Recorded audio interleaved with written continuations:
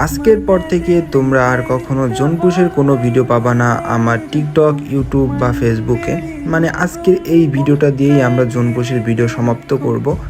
দীর্ঘ 2 থেকে 3 বছর ধরে আমি জোনপুশের ভিডিও বানাচ্ছি। আপাতত সব কিছু ঠিকঠাকই ছিল, বাট এখনকার ভাইয়া জোনপুশের ভিডিও চলে না। বলতে গেলে টুকটাক সবাই কিন্তু অন্য কন্টেন্টে শিফট হয়ে গেছে। তো আমি তোমাদের ভালোবাসার জন্য কিন্তু এখনও জোনপুশ দেওয়ার সর্বোচ্চ চেষ্টা করি। মানে একটা জোনপুশ ভিডিও বানাতে কিন্তু অনেক কষ্ট হয়।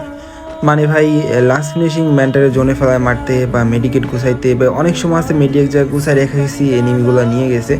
মানে এত কিছু করার পরও যখন জোনপুষে একটা ভিডিও বানানোর পর ভিউজ আসে 1000 2000, তখন ভাই আর মনটা চায় না যে একটা জোনপুষে ভিডিও করি। তো যার জন্য ভাবছি যে আজকে এই জোনপুষের ভিডিওর সাথে সাথে আমাদের জোনপুষের ভিডিও শেষ হয়ে যাবে।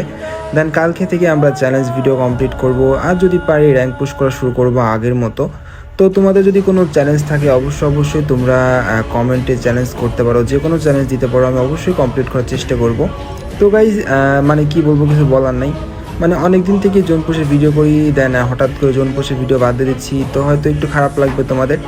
মানে এটা মেনে নিতে হবে, ঠিক আছে? তো এমন না যে আমি জোনপুষের ভিডিও করব না, যদি তোমাদের দরকার হয় অবশ্যই বলবা। মানে কিছুদিন পর পর একটা করে বানানোর চেষ্টা করব, বাট বেশিরভাগ সময় আমরা চ্যালেঞ্জ ভিডিও করব। চ্যালেঞ্জ ভিডিওতে আমরা শিফট করব, র্যাঙ্ক পুশ করা শুরু করব।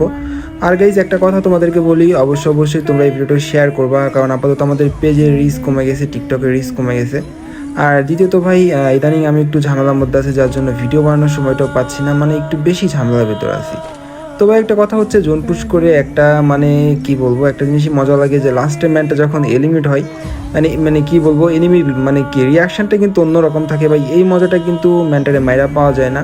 মানে ম্যানটা ভাই কী বলবো, দেখো যে ম্যানটা জোনের ভিতরে ছিল কিন্তু অনেক খোঁজাখুঁজি করে, বাট এলিমিট হয়ে গেছে, তারপরেও কিন্তু ভাই ম্যাচটা ঘুরে আনতে পারে না। এটাই হচ্ছে জোন পুশের মজা ভাই। মানে কী বলবো, মানে সেই লাগে, মানে অস্থির লাগে এই জিনিসটা।